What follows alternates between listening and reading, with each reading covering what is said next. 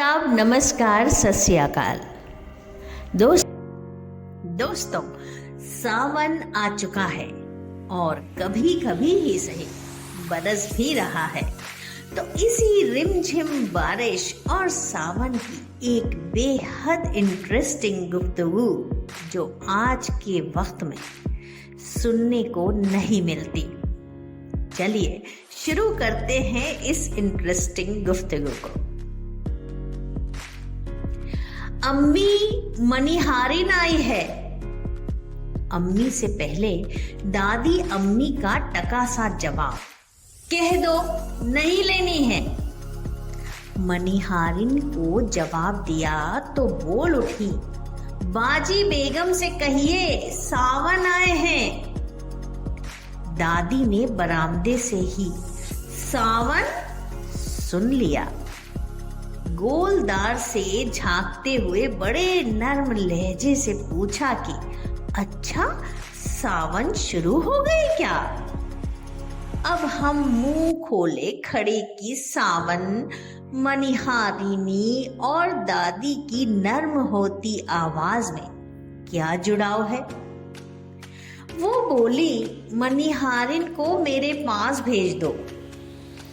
हमने उधर ये हुक्म पहुंचा दिया।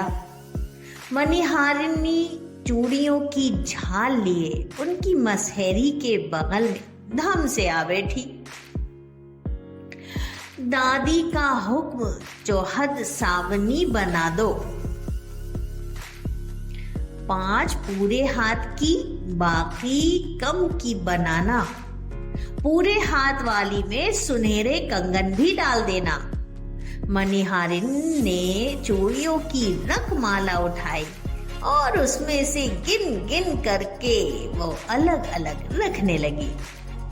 हमने पूछा, ये सावनी क्या है? दादी ने हंसते हुए कहा कि सावन में औरतों को हरी चूड़ियां पहनने का रिवाज है। मेरा सवाल था कि घर में तो सिर्फ 3 औरतें हैं, तो ये 14 की गिनती क्यों? वो बोली, और तुम्हारे अब्बा की बहनें। हमने कहा उसके बाद भी तो 14 की गिनती नहीं पूरी होती। दादी ने भी अपना गुस्सेदार रिवाजी मुंह बनाया और बोली, उषा, रस्तोगिन, जैसवालिन, पूनम, नीतू को नहीं गिनोगी? अरे अरे कहते हुए हम चुप हो गए। मनिहारिन ने हरे रंग की चूड़ियों के सेट तैयार कर लिए साहब, जिनमें बीच बीच में किसी में लाल तो किसी में सुनहरी चूड़ियां थी। देखने में कितनी खूबसूरत लग रही थी और इतना सुंदर। उफ, क्या खूबसूरत वक्त था वो। अवध के चबूतरों पर तो सावन ऐसे ही उतरता था।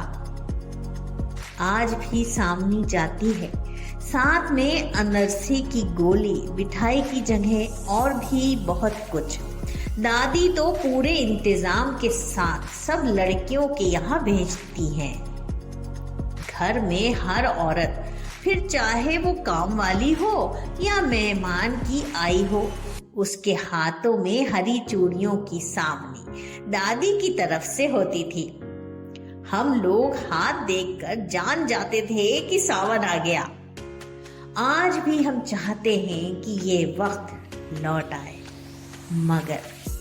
मगर अब ना मनिहारिन है, ना वो दादी, ना वो सावन। अवध की दहलीज पर आज भी सावन उतरते हैं, मगर अलग अलग। हम जो चूड़ियों के रंग से महीने को पहचान लेते थे, अपने रंग की हकीकत अब नहीं पहचान पाते। मनिहारिन सावनी बनाती तो जहांगीर की दुल्हन सावन के गाने गाती। हमारी जिंदगी के ये तमाशे थे। बफाती झूला डालते तो कभी उतावलेपन में जामुन के पेड़ से गिरकर हाथ तुड़वा बैठते। ये उनका हर दूसरे साल कार्यक्रम था। हम लोग मर्रों की अम्मा के हाथ की चूड़ियों में और वफाती के हाथ के प्लास्टर से पहचान जाते थे कि सावन आ गया। अब तो ये सब भी नहीं रहे। घर में बरामदे हैं मगर मसेरी समेत दादी नहीं है। बीच आंगन से आसमान तो आज भी दिखता है, मगर मौसमों को त्योहार की तरह मनाने की खुशबू गायब हो गई है। उषा जी तो आज भी हैं, सावनी आज भी जाती है, वो उतनी ही खुश आज भी होती हैं, मगर सब जानते हैं कि 2-4 साल और ये हमारा सावन था, ये हम में हमेशा जिंदा रहेगा।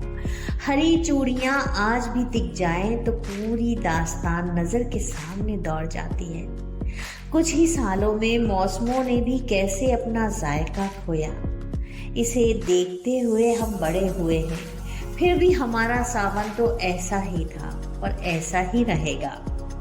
अब अम्मी हरी चूड़ियां, अंदरसा, आम और कुछ नकदी सामने बेचती है, मगर साल दर साल गिनती गिर ही रही है।